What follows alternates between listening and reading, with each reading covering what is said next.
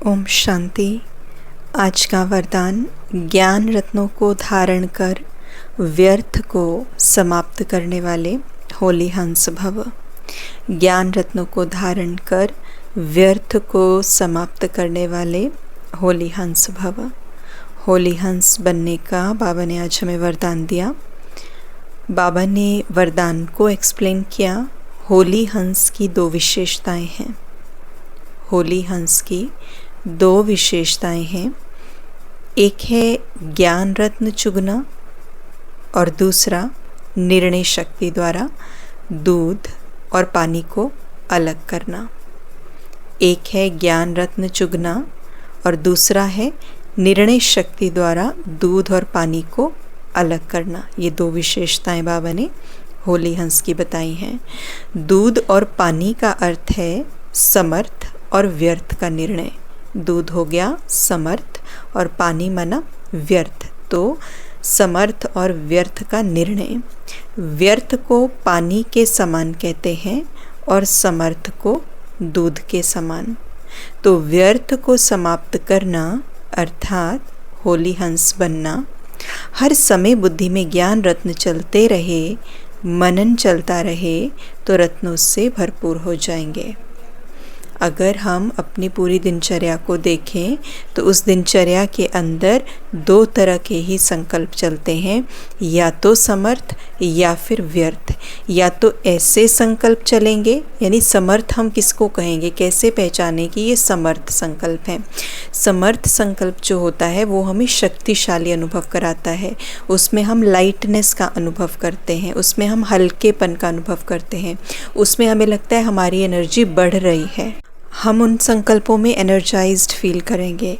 और जो संकल्प व्यर्थ के हैं, उन संकल्पों को जब हम सोचते हैं तो एक तो उन संकल्पों का कोई फ्यूचर नहीं होता है। या तो वो पास्ट के संकल्प होते हैं जिनको सोच के कुछ नहीं मिलेगा, या फ्यूचर के हैं जिनको सोच के भी कुछ नहीं मिलेगा। So we need to focus on present.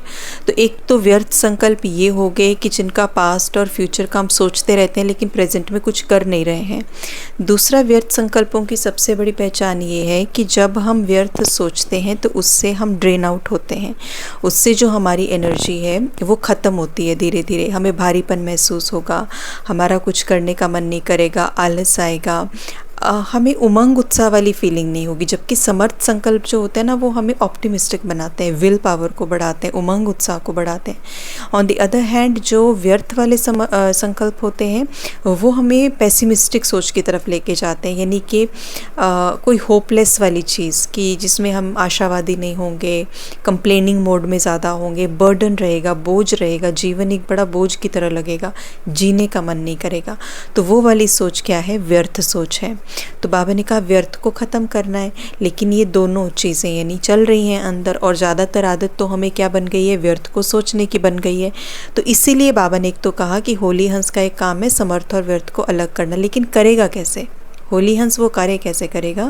तो इसलिए बाबा ने कहा कि उसका दूसरा काम होता है कि ज्ञान रत्नों को चुगना। क्या होता है कि जब हम अपने अंदर ज्ञान रत्न डालते जाते हैं, उनको समझते जाते हैं, उनके ऊपर मंथन चलाते हैं, बुद्धि चलाते हैं। जब बाबा की मुरली को हम बड़े एक सिर्फ रूटीन और रिचुअल की तरह नहीं लेते हैं, लेकिन जब हम उसको एक प्रोजेक्ट की तरह लेते हैं, जब हम समझने की कोशिश करते हैं अपनी साइकोलॉजी उस मुरली के हिसाब से, where we are going wrong, कहाँ मैं गलत गई, कहाँ मुझे करने की ज़रूरत है, कहाँ मेरी वीकनेस है, मुरली के अनुसार मैं गलत कहाँ पे हूँ, क्या मैं करूँ कि जो मैं इम्प्रूव कर लूँ।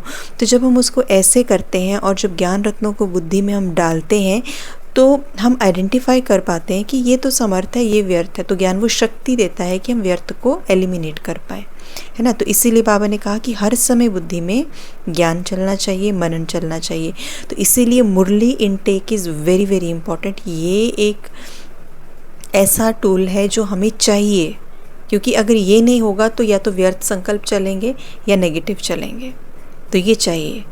स्लोगन है, सदा अपनी श्रेष्ठ पोजीशन में स्थित रह, अपोजिशन को समाप्त करने वाले ही विजयी आत्मा हैं।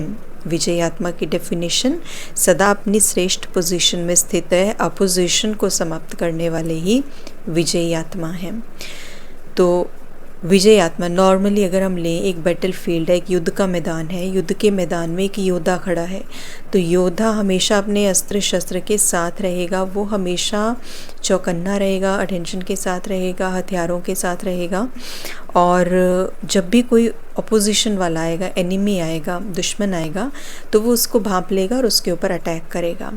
उसी तरीके से तभी अटैक कर सकता है जब अपनी श्रेष्ठ पोजीशन में स्थित हो, जब वो प्रिपेयर हो, जब वो स्टेबल हो, जब वो अटेंटिव हो, तभी कर सकता है अटैक, नहीं तो उसके ऊपर अटैक हो जाएगा।